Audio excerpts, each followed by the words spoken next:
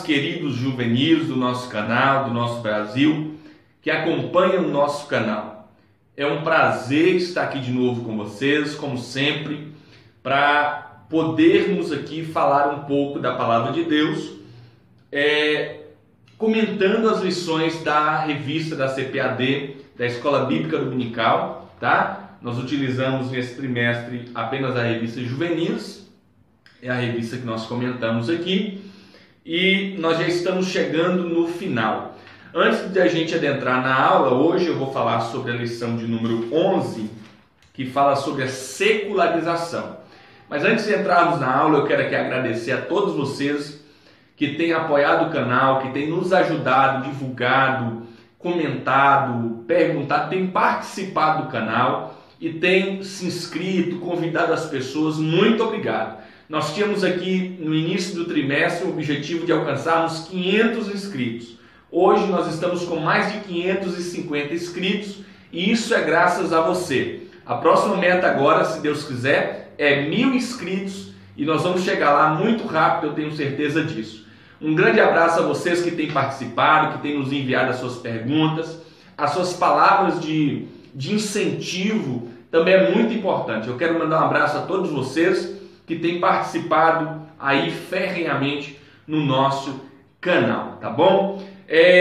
Se você não é inscrito, para o vídeo um pouco, desce um pouquinho aí e se inscreva no canal, tá? Ative o sininho das notificações para todas as vezes, toda semana quando tiver vídeo novo, você já ficar esperto, já receber de primeira mão a notificação sobre as postagens dos nossos vídeos, tá bom? Então não se esqueça, se inscreva no canal, deixe o seu comentário, deixe o seu gostei no vídeo. Eu queria iniciar perguntando a você, você já ouviu falar a respeito desse termo? Você alguma vez já ouviu algo semelhante a esse termo, secularização, na sua vida? Você entende mais ou menos o que é isso? Nós vivemos em uma sociedade moderna. Só que o processo de modernização, consequentemente, ela passa exatamente por esse processo de secularização. Nós vamos ver direitinho o que é secularização a partir do primeiro tópico, mas eu queria que você entendesse que toda a parte moderna que nós vivemos, ela passa por esse processo, que é o quê? É a separação, tá? Vamos dizer assim, do Estado, né? Ou da ciência, de todas as áreas, da religião. Mas o que é secularização? A gente já vai passar para o tópico 1 aí. O que é isso? Gente, secularização, o termo, ela vem do latim clássico, que é seculum, e significa século, época ou idade, tá? Então esse é o significado propriamente dito da palavra secularização. Só que com o passar do tempo, ele adquiriu outros significados. Quais significados são esses? O mundo, a vida do mundo e o espírito do mundo. Esses significados são mais voltados para... eles vêm surgindo exatamente da parte eclesiástica mesmo, tá? Então a parte da igreja, ela percebe esse processo de distanciamento que o homem está tendo da cultura e tudo que envolve o homem, esse distanciamento que está sendo criado, ok? E a partir daí se dá a ideia de que a secularização nada mais é do que o mundo, e não fala do mundo em si, né, do globo terrestre, mas do sistema que é corrompido contra as leis de Deus, contra Deus, ok? O mundo que fala aqui é o sistema que é governado pelo diabo em si e que é contrário a Deus. Então tomou esse significado. Cabe aqui ressaltar, gente, que naquela época que eu disse no início aqui, muitos sociólogos famosos, clássicos, eles chegaram a acreditar, né, durante o processo de secularização, a modernidade, né, com a construção da modernidade, muitos chegaram a acreditar que ou a religião passaria a não existir mais, ou ela seria muito fraca, ok? Então muitos acreditavam nisso. Max Weber, um conhecido sociólogo, né, conhecido como um dos fundadores da sociologia, ele chama esse processo de desencantamento do mundo, ok? Por quê? Porque segundo ele, o homem, na secularização, o homem se desprende de costumes e crenças herdadas ou aprendidas, né? E que são apoiadas nas religiões ou magias, como ele diz. O termo também, ela também se refere ao processo gradual, tá, de abandono dos preceitos culturais que se apoiam na religiosidade, ok? Então, é essa separação de tudo o que envolve a religião das coisas que eles querem chamar de normais. Esse processo que tem chegado no Brasil com uma força muito grande. E isso fica muito nítido com os diversos movimentos que vêm surgindo, como, por exemplo, os movimentos pró-aborto, pró-legalização das drogas, que cabe aqui ressaltar que são temas da nossa revista, estão aí também disponíveis no nosso canal, Parada Gay e diversos outros movimentos que são contrários às doutrinas bíblicas. Então esse processo de secularização tem trazido para a cultura, né, do Brasil, falando do Brasil, esses pensamentos liberais, né, esse pensamento mais liberal, onde abrange tudo.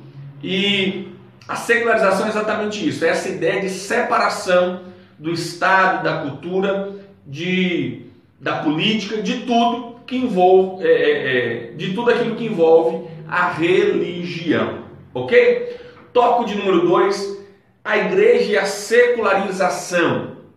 Então já entendemos o termo, o que significa propriamente dito a secularização. Então vamos falar um pouco sobre isso na igreja, tá? É nítido, gente, que como nós dissemos aqui antes, o termo ele se refere ao abandono das crenças religiosas, né, que o homem, no decorrer do processo da modernização, ele faz, ok? Mas isso ele tem se agravado muito dentro das igrejas, e é isso que é muito importante nós ressaltarmos aqui. A secularização, ou seja, o abandono dos princípios bíblicos, né? dos princípios doutrinários, dos princípios contidos nos ensinamentos bíblicos, essa secularização ela tem entrado dentro de algumas igrejas, tá? E por isso é muito normal nós vermos igrejas mais egocêntricas, mais antropocêntricas, né? E menos cristocêntricas, menos doutrinadas, tá? São igrejas onde o materialismo predomina sobre o espiritual, onde o ter se torna a meta principal de cada ser humano. Na grande verdade, essas igrejas elas se tornaram lugares de dar prazer para as pessoas, tá? Onde as pessoas vão para literalmente ter o seu prazer saciado, o seu prazer do seu ego ser massageado. E essas igrejas, elas literalmente, elas abandonam a principal meta do evangelho, que é a salvação da alma. E aí a gente cai naquele velho versículo, né, naquele conhecido versículo que diz: o que nos adianta ter o mundo inteiro e perdermos a nossa própria alma? Então, gente, e essas igrejas se tornaram materialistas, antropocêntricas, e literalmente Cristo se tornou a última opção dessas igrejas. Lá se vendem água de Jordão, lá se vendem areia de Israel, lá se vendem vassoura ungida, caneta ungida. Então tudo ungido essas igrejas estão vendendo. Na grande verdade, essas igrejas foram secularizadas, foram tomadas pelos conceitos e os preceitos do mundo. E quando eu digo mundo, repito, eu falo do sistema que é contrário à vontade de Deus. Você quer uma característica, algumas características dessas igrejas? Aqui vai algumas. A primeira característica dessas igrejas é que elas abandonam as doutrinas bíblicas. A Bíblia já não é mais verdade absoluta para eles, ok? Eles conseguem ter dois termos a respeito das verdades bíblicas. Nós temos casos hoje de igrejas conhecidíssimas no nosso país e fora do nosso país, que os seus líderes, eles abertamente apoiam a prática de aborto. Eles abandonam os princípios bíblicos, né? Essas igrejas não têm mais a Bíblia como verdade absoluta. As doutrinas deles são doutrinas que são voltadas para massagear o ego das pessoas, tá? Não se fala de salvação de almas. Você não ouve nenhuma mensagem, você liga a televisão e você não vai ver eles pregarem a respeito de salvação da alma, de transformação, de arrebatamento. Você não ouve eles falarem disso porque são igrejas que estão fincadas as suas raízes na terra e não têm expectativa nenhuma de céu. Na verdade, a Bíblia Sagrada é apenas um chamativo para eles dizerem que ainda são igrejas, mas na verdade foram dominadas pelo mundo, ok? Outra característica é a ética. Como eu disse, essas igrejas muitas vezes são pró-aborto, pró-liberação de drogas, a favor da prática homossexual, a favor de diversas coisas de que a Bíblia, a ética bíblica nos convida a nos retermos e sermos contrários a isso, que são preceitos mundanos e não são princípios bíblicos, não são princípios do reino de Deus. Uma outra característica também dessas igrejas é que os seus membros, por a Bíblia não ser a sua regra de fé e prática, pela sua ética não estar firmada na palavra de Deus, o comportamento dessas pessoas são os piores. A sua maneira de falar, a sua maneira de agir, a sua maneira de vestir, tudo que ela faz não traz glória ao reino de Deus. Muito pelo contrário, a vida dela não tem muita diferença de quem não vai à igreja nenhuma. A vida dela não tem diferença alguma da vida de um ímpio, por exemplo. Então a ética, o comportamento é prejudicado e, consequentemente, a adoração dessas igrejas é completamente substituída por entretenimento para as pessoas. A igreja já não é mais igreja, já não é mais lugar de culto, mas lugar de entretenimento. As pessoas vão para lá para poder saciar a sua vontade e é como se elas pagassem por aquilo, ok? Então a igreja serve para elas não o que o reino, não o que a Bíblia, não o que Deus quer para o seu povo, mas aquilo que agrada às multidões. E aquele ambiente se torna um lugar de entretenimento. Aí você vê pastores que dançam imitando Michael Jackson no púlpito. Aí você vê bailes de forró dentro dessas igrejas. Aí você vê jovens, pessoas homossexuais dançando dentro dessas igrejas, ok? E aí você vê que a Bíblia já não prevalece mais. A Bíblia já não é mais a regra de fé e prática, ok? Então você vê que ela perde completamente as estribeiras. A adoração já não é mais presente nesses templos, nessas casas, ok? Se tornam casas de show propriamente dita. E é uma consequência também, a comunhão é perdida. Não existe mais comunhão. Na verdade, as coisas sacras, as coisas santas, elas são substituídas. Por exemplo, tem igrejas hoje que não ceiam mais. A ceia perdeu o significado para eles. O batismo, para eles não fazem tanta diferença assim. Os ensinamentos e as instituições de Cristo para a sua igreja, elas são completamente abandonadas. E o santo é misturado com o profano. Literalmente, essas pessoas são como se fosse os Belsazar desses tempos, aonde eles entram na casa de Deus e tomam os utensílios para a profanação desses, né? E essa é a grande verdade que nós estamos vivendo nesses últimos tempos. Mas cabe a nós também esperarmos o Senhor, porque o nosso Deus, o nosso Senhor Jesus Cristo, já havia nos alertado a respeito disso. Foi Ele quem disse que muitos apostatariam da fé, abandonariam a fé, se opunham, se colocariam contrários à fé. Isso é mister que isso aconteça. Então a igreja verdadeira, a igreja de Cristo, e quando eu digo igreja verdadeira, eu falo da igreja invisível, que está no meio, está inclusa aí dentro da igreja visível, que muitas vezes não dá testemunho nenhum, que não dá, que não propaga a glória de Deus, ok? Que traz escândalos. A igreja invisível está aí, firme na palavra, firme no Senhor. Por quê? Porque o joio e o trigo crescem juntos. Mas o Senhor, naquele dia, haverá de fazer a separação de ambos, ok? Então, gente, a gente percebe que essas são as características.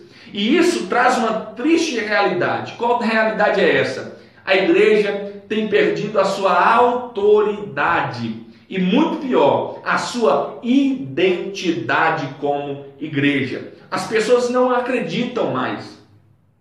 As pessoas não querem crer mais. É muito comum nós ouvirmos algumas pessoas dizer: mas se eu for para ser igual ao fulano, eu nem quero ser crente. Se eu for para ser igual à igreja de Bertrand, eu nem quero ser crente. É muito comum, infelizmente, nós ouvirmos isso.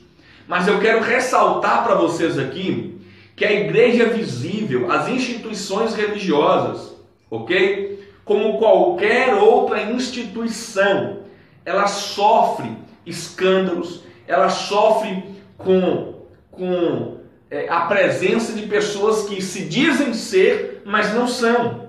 Paulo foi quem disse: nem todos aqueles que estão em Israel são israelitas. Assim também é com a igreja. Nem todos aqueles que estão dentro da igreja são verdadeiramente salvos em Cristo Jesus. São verdadeiramente novas criaturas. Assim como em qualquer instituição humana vai ser assim, tá? Não generalize, tá? Deus ainda tem preservado igrejas, e eu falo aqui de igrejas, instituições mesmo, sérias, que ainda prezam pela palavra de Deus, que ainda prezam em estar firmadas nas doutrinas bíblicas, tá? E não negociam princípios. Tópico de número 3 aí, os valores do reino e a secularização, ok? Os valores do reino e a secularização. Eu acho que você já deve ter ouvido alguém dizer sobre a seguinte frase: a minha vida secular. É muito comum, eu acredito que você já tenha ouvido alguém falar a respeito disso. As pessoas tendem a fazer uma separação muitas vezes em sua vida, uma dicotomia entre a sua vida cristã e a sua vida secular. E o que é a sua vida secular? A sua vida secular é tudo aquilo que não está, segundo a mente dele, o pensamento dele, tudo aquilo que não está ligado à sua prática religiosa.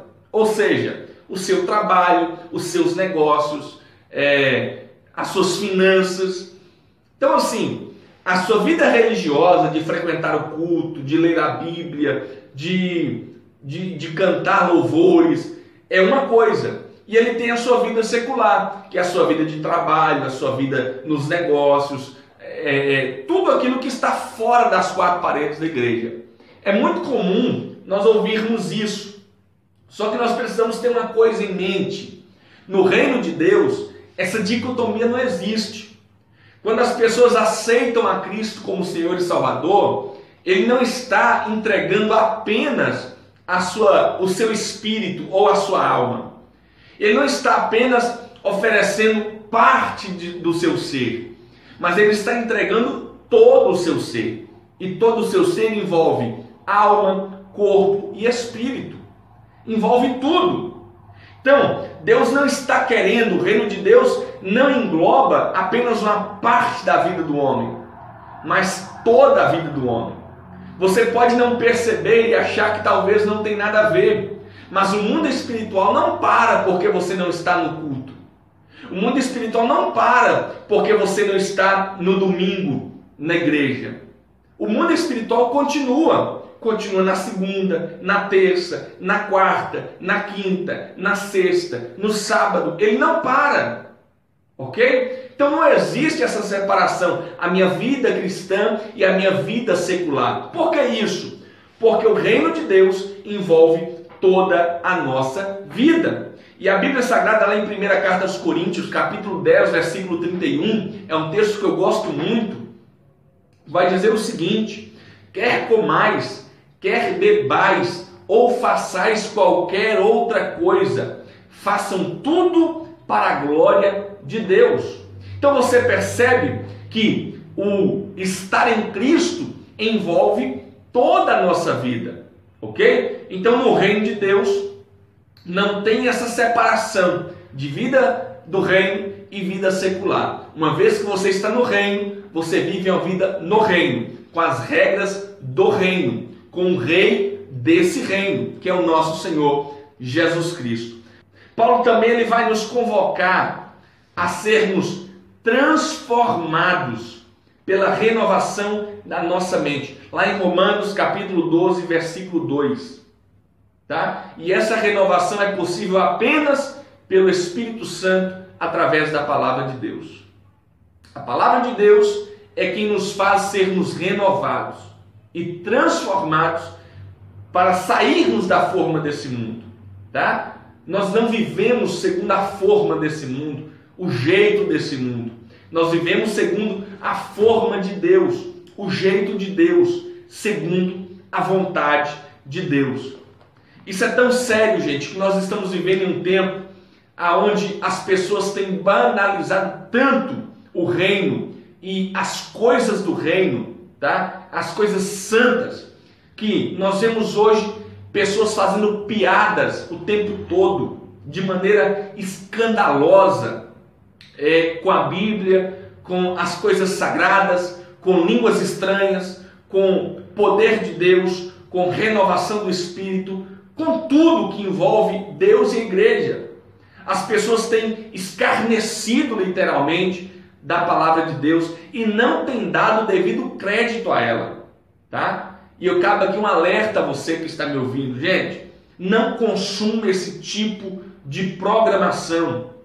Esse tipo de programação é completamente diabólico, tá? É completamente diabólico. Deus não se deixa escarnecer. Aquilo como ele planta, o homem vai colher. Nós estamos vivendo em um tempo onde as pessoas têm banalizado o reino, têm banalizado a Bíblia, banalizado tudo. Se você não crer assim, é um direito seu. Mas respeite aquilo que nós cremos. Respeite a Bíblia Sagrada. Respeite o Deus que vocês dizem que servem. E esse recado eu estou dando para esses comediantes que na verdade não tem graça alguma. E um alerta a você, meu querido, que usufrui desse tipo de material. Cuidado. Você pode estar se colocando em linha de guerra contra Deus. Porque Deus não é menino e Deus não é palhaço, irmãos. As coisas de Deus são coisas sérias. Mas isso é estratégia para evangelizarmos. Mas isso é estratégia para nós conseguirmos conquistar os jovens para Cristo. Só que você não vê na Bíblia Sagrada Deus utilizando métodos mundanos para conquistar as pessoas. Muito pelo contrário, O Espírito Santo é poderoso e capaz de convencer o homem de todo o seu pecado, da justiça de Deus e do juízo. Então, a gente não precisa ficar pegando o que é do mundo para trazer para a igreja, para convidar ninguém. Pastor Eliseu Rodrigues, em uma mensagem lá nos Gideões, e eu peguei essa partezinha apenas, ele vai dizer: nós não vemos Deus imitando o Egito para manter José como seu servo. A gente não vê Deus imitando a Babilônia para poder manter Daniel, Sadraque, Mesaque e Abednego, seus servos. Muito pelo contrário, tá? Muito pelo contrário, eles permaneceram fiéis, mesmo estando em culturas que eram contrárias à vontade de Deus. Então isso não é desculpa. Jesus não nos mandou darmos jeitinho. Jesus disse: ide e pregai o Evangelho. E com essas ideias aí, nós estamos vendo pessoas aderindo ao ecumenismo, que é uma raiz da secularização, é um ramo da secularização. As pessoas têm misturado os cultos. Eu sei que nos tempos que nós vivemos, nós fazemos de tudo para conquistar as pessoas, para atrair as pessoas. É normal, é uma estratégia. Jesus usou estratégias como essas. Jesus muitas vezes, a fome foi uma arma na mão de Jesus para atrair as pessoas. As pessoas vinham com fome e ele tinha pão para dar. Então a gente entende que existem estratégias que a gente vai fazendo para tentar atrair as pessoas para elas ouvirem de Cristo. Mas tudo tem um limite. E a gente precisa ser moderado em tudo. O que está faltando é equilíbrio. E o mundo, com isso, tem ganhado espaço dentro dessas igrejas. E essas igrejas não conseguem mais chamar ninguém ao arrependimento, porque elas mesmas precisam de arrependimento. Tá? E a gente vê os problemas que vêm surgindo, que vêm como avalanche, como consequência de tudo isso. Então, muito cuidado com isso, meus queridos. Nós precisamos estarmos vigilantes e firmados na palavra de Deus, sem negociar princípios. Sem negociar princípios. Nós não negociamos princípios, ok? A Bíblia continua sendo a nossa regra de fé, e o que o mundo dita lá fora não vai fazer parte daquilo que nós acreditamos dentro da casa de Deus. Crente fala como crente, age como crente, se veste como crente e vai para o céu como crente, em nome de Jesus. Tá bom? Eu quero agradecer a sua participação até aqui. Lembrando que o nosso material vai estar disponível aí, tá bom? No link na descrição do vídeo, para você poder utilizar e poder acrescentar nas suas aulas, ok? Eu quero aqui mais uma vez agradecer a você pelos mais de 500 inscritos no canal. Que Deus abençoe a sua vida e até a próxima aula. Lembrando que se você não é matriculado na escola dominical, corre lá, se matricula, porque você será muito beneficiado com isso. A paz do Senhor Jesus, um grande abraço e até a próxima aula, se Deus nos permitir.